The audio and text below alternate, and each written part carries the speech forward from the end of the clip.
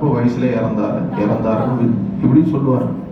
அந்த நாட்கள் எனக்கு இந்த சத்தியம் தெரியாது, நான் அவர்களுக்கு சொல்லவும் எனக்கு தெரியவில்லை. ஆனால் திடீரென்று 2016-17 எனக்கு ஒரு முறை ஒரு அலைபேசி வந்தது.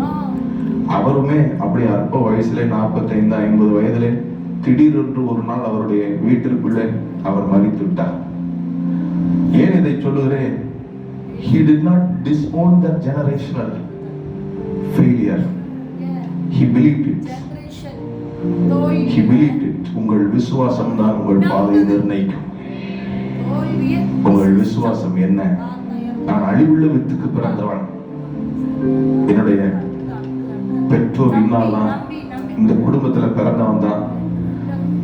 நான் பேசுறது உங்களுக்கு பைத்தியம் போல தெரியலாம், ஆனால் ரட்சிக்கப்படுகிறவர்களுக்கு தேவை பலன். ஆமென் சொல்லுங்களேன். நான் இந்த குடும்பத்தை சேர்ந்தவன் தான், நான் இந்த ஊரை சேர்ந்தவன் தான் வைராக்கியம் உங்களை அந்த அழிவுள்ள வித்தின் விளைவை அனுபவிக்க வைத்தோம்.